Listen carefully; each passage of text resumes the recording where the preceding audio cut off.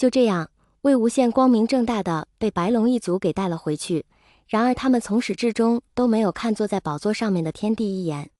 然而蓝忘机临走前则眼神冰冷地瞅了一眼坐在宝座上面的天帝，龙原本就有的威压悄悄地压了过来，似乎是在警告天帝这件事情，他们白龙族绝对不会善罢甘休。魏无羡被带回了云深不知处，蓝曦臣赶紧先给魏无羡止血，他的衣服已经和血肉粘在一起了，必须要撕下来药才能上药，不然的话根本就无法上药。蓝忘机颤抖着指尖，微微咬牙，只听见衣服破碎的声音。魏无羡已经陷入了半昏迷，却还是疼得皱了皱俊俏的眉，似乎是疼得厉害，额头上都出了不少的冷汗。好不容易把魏无羡上面的衣服给撕下来了，当看到他的伤势的时候，蓝忘机还是愣了一下，洁白的背上满是伤痕，血肉模糊，那个天兵打的时候还带着法力，所以看起来这个伤痕就格外的瘆人。蓝忘机强迫自己冷静下来，想去检查一下魏无羡腿上面有没有伤，但是他刚把魏无羡的裤子拉开，却发现了不对劲。他定睛一看，发现魏无羡的身下面也流着血。看到这个场景，蓝忘机感觉好像一个晴天霹雳直接砸在他的身上。难道是？蓝曦臣急急忙忙地拿着药箱进来，刚要给魏无羡的背上抹上药，蓝忘机急忙拉住了他，语气急促：兄长兄长，先检查魏婴的肚子。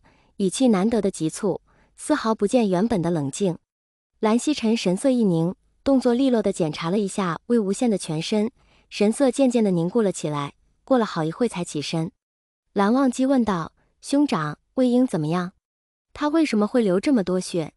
蓝曦臣脸上难得没有平常的笑容，他说：无羡已有孕2个月了。蓝忘机，蓝曦臣又重复了一遍：没错。蓝忘机看了看魏无羡身上的伤，问道：那孩子怎么样？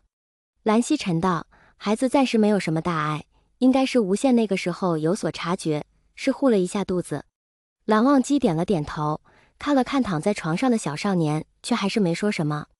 魏无羡足足昏迷了3天才醒过来，一醒过来就发现自己的小白龙躺在自己的旁边，还抓着自己的手，他轻轻地动了一下，发现抓得还挺紧。也就是这一动，把蓝忘机给惊醒了。他睁开那双浅色的眼睛，正好对上了魏无羡那一双微微含笑的双眸。蓝忘机直起自己的身子，问了句：魏婴，那里痛？声音很轻，似乎是怕吓到魏无羡。魏无羡其实感觉他浑身哪里都疼，但是为了不让自己的蓝湛担心，他还是说道：没有了，不疼了。蓝忘机轻轻地吻一下魏无羡的额头，语气带着细微的颤抖，道：魏婴，对不起。魏无羡笑了一声，声音发哑：二哥哥，道什么歉呢？没事。蓝忘机还是不说话，半晌才说道：魏婴，我们有孩子了。魏无羡一听，啊了一声，语气似乎是有些不可置信，过了好一会才反应过来，道：什么？那我受了这么重的伤，那孩子有没有事？有没有事？蓝忘机摇了摇头，道：没事，你保护了他。魏无羡一听，轻轻松了口气，道：那就好。但是蓝忘机的眼睛里满满都是心疼，他想让他的魏婴好好养伤，但是这个孩子是他和魏婴的孩子，他说不出口不要这个孩子的话。要是说出来的话，他的小少年是不会同意的。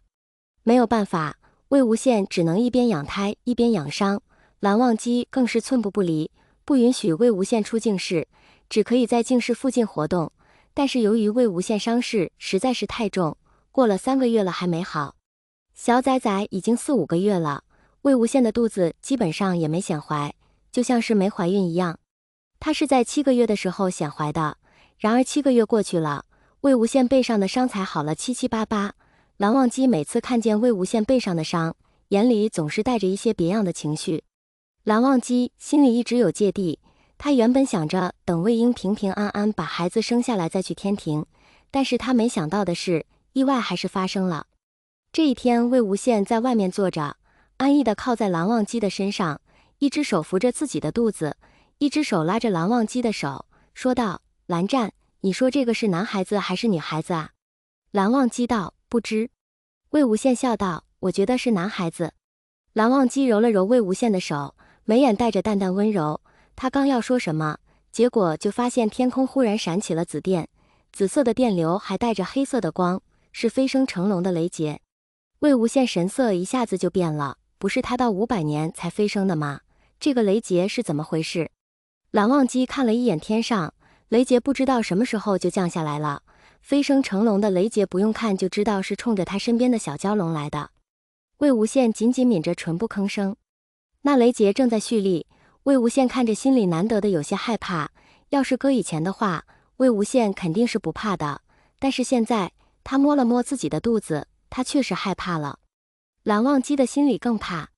魏无羡拉着蓝忘机的手，那一双漂亮的桃花眼带着微微的水光。他说：“二哥哥，怎么办？我不想渡劫。”蓝忘机的眉紧紧地颦着，雷劫不会提前，尤其是这种飞升成龙的大劫，更不会提前。最大的可能就是天帝让雷劫提前了。天雷也属于天族管。蓝忘机想到这里，那一双浅色的眼睛里难得带了些戾气。魏无羡看着外面的天，可以看得出来第一道雷劫已经快蓄力完成了。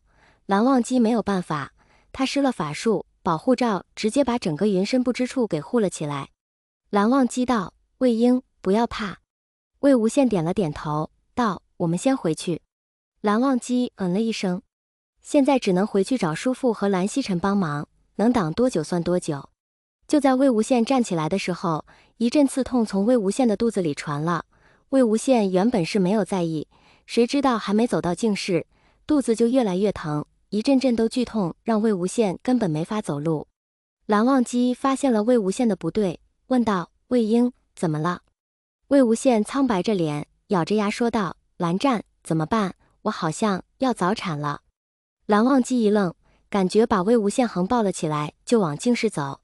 蓝曦臣还有蓝启仁都在净室这里，他们看见变天了，就知道事情不会那么简单。然后就在这时，第一道雷劫蓄力完成，穿破云层直接往云深不知处劈下来，看起来是用了10足10的雷劫。魏无羡肚子疼的脸上一直冒冷汗，由于是早产，肚子里面的孩子发育不完全，再加上魏无羡身体弱，很有可能会造成难产。不过幸好蓝忘机提前找了产婆，一直在云深不知处候着，不然的话真的不知道该怎么办了。让产婆提前候着还是蓝曦臣提醒的，因为魏无羡身受重伤，而且还怀着孕，当时还想确实胎儿不好，8成会早产，所以蓝曦臣就提议蓝忘机让产妇提前在净室候着，以防出什么意外。